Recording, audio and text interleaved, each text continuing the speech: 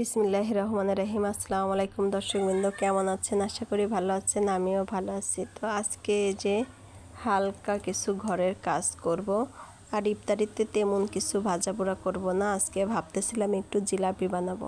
এই ছবিটা অনেক সুন্দর এবং অনেক ভালো লাগে। ছবিটা অনেক ধুলা পড়েছে, ছবিটা মুছে নিচ্ছি। ঘরের মধ্যে এরকম কিছু ছবি টানানো থাকলে ঘরটা অসাধারণ লাগে। তো যাই হোক, বলতে বলতে আমার যে মোছা প্রায় শেষ হয়ে গেল। তো মাঝে মাঝে এগুলো মুছে ক্লিন করে রাখলে পরে ভালোই হয়। আর ঘর মোছামুছির কথা কি বলবো, প্রতিদিন মুছি, প্রতিদিনই ময়লা হয় এই আর কি।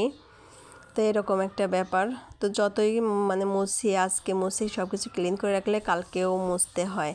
তো এদিকে আমার এই যে তরকারি রান্না হয়ে গেল। এখানে আর মাছ রান্না করতেছিলাম, হয়ে গেছে। শেষের দিকে আমি ধনিয়ার পাতা দিয়ে এখন নামিয়ে ফেলবো। তবে ধনিয়ার পাতা শীতের দিনে যতটা মজা লাগতো এখন ততটা মজা লাগে না। আবার কিছু কিছু ধনিয়ার পাতা আছে কোনো ঘ্রাণ নাই, অন্যরকম। আবার কিছু কিছুটা আছে এত বাজে ঘ্রাণ, ভালোই লাগে না। জানি না আপনাদের কাছে কেমন লাগে।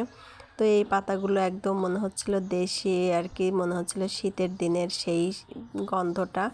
তো ভালোই লাগলো। সেদিন তো দেখেইছিলেন আপনাদের ভাইয়া অনেকগুলো ধনিয়ার পাতা নিয়ে এসেছিল। আর এদিকে ভাতটাও বসিয়ে দেই। আর আমি আগে কখনো জিলাপি বানাইনি, আমার কোনো অভিজ্ঞতা নাই এই ব্যাপারে। তো আজকে ফার্স্ট আর কি বানাবো, দেখি কতদূর কি করা যায়, চেষ্টা করব। চলেন আমার সাথে, আপনারাও দেখেন। আর এদিকে আমি যে শরবতটা গুলিয়ে নিচ্ছি, কারণ আমি ইফতারের আগে সব কিছু গুছিয়ে রেখে তারপরে কিছু কিছু রান্না বান্না করে গুছিয়ে নেই। আর আপনাদের ভাইয়া আবার তরমুজ এনেছিল, সেই তরমুজের অর্ধেকটা খেয়েছিলাম, অর্ধেকটা আছে, ওটাই আর কি কাটবো। ভাতও এদিকে বলক এসে গেছে। আর আমার যেসব ভাইয়া আপুরা আমাকে কমেন্ট করেন, আমার খুব ভালো লাগে। আপনারা করবেন, কমেন্ট করবেন, আমার ভিডিও বেশি বেশি করে দেখবেন আর লাইক দিবেন। অবশ্যই একটা লাইক দিয়ে দেখা শুরু করে দিবেন।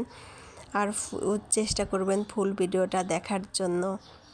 আমার অনেক আপুরা প্রতিদিন আমাকে কমেন্ট করেন এবং আমার ভিডিও দেখেন, আমার খুব ভালো লাগে। এখানে এই যে আমি 1 কাপ ময়দা দিয়ে নিলাম, আর একটু লবণ আর পরিমাণ মতো ঘি দিয়ে নিলাম। আমি কিন্তু এখানে পরিমাণ মতন বেকিং পাউডার দিয়ে নিয়েছি, আমার কাছে বেকিং সোডা ছিল না, বেকিং পাউডারটাই দিলাম। তো আমি এটা দিয়ে সুন্দর করে মাখিয়ে নেব, আর পরিমাণ মতো পানি দিয়ে। আমার জিলাপি বানাতে নিয়ে একটা কথা মনে পড়ে গেল। তো এই ডোটা গুলাইতে গুলাইতে আমার একটা কথা মনে পড়লো, সেটা হচ্ছে যখন করোনা আরম্ভ হয় তখন তো সবাই ঘরে বন্দি। তো নেটে প্রচুর যে ভিডিও, সবাই এই জিলাপি বানানোর ভিডিওটা তখন এত ভাইরাল হয়েছিল, আমি কি বলবো, যারা দেখেছেন, যারা জানেন অবশ্যই জানেন, আমার কথাটা মিলায় দেখবেন। তো প্রত্যেকটা খাবারের জিনিসই ঘরে বসে সবাই রান্না বান্না আর কি সব কিছুই করে।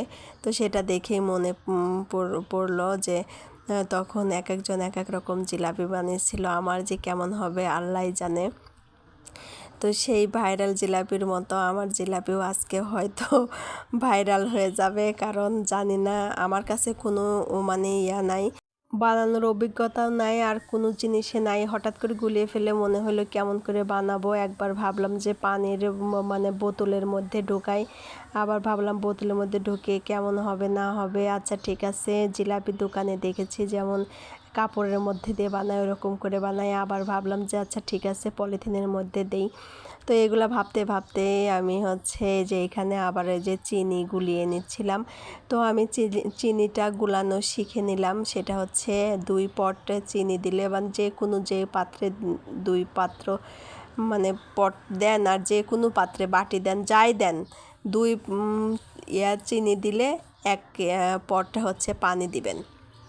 পানি দিলে আপনার খুব তাড়াতাড়ি আর কি চিনির শিরাটা ভালো হয়। আর আমি এখানে একটা এলাচ আর কি একটু বেটে নিয়েছি, গুঁড়ে করে নিয়েছি, কারণ গুঁড়া করে নিলে কি হয় যে আপনার সেন্টটা খুব ভালো আসে। তো অনেক সুন্দর স্মেল আসতেছিল আর কি এলাচের।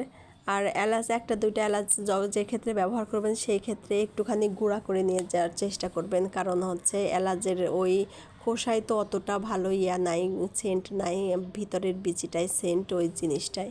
আর আমি এই যে নামিয়ে নিয়েই হচ্ছে আমার হয়ে গেছে। আমি এক টুকরা লেবু দিয়ে নিলাম, লেবু দিলে আর কি হবে না, চিনি শিরাটা হয়ে যাবে না, আঠালো ভাব হবে না। আর আমি এই প্যাকেটটার ভেতরে দিয়ে চেষ্টা করব আর কি, দেখি কেমন হয়। তো এই যে ইতিহাসের পাতিহাস হয়ে যাচ্ছে। তো দেখেন কি অবস্থা।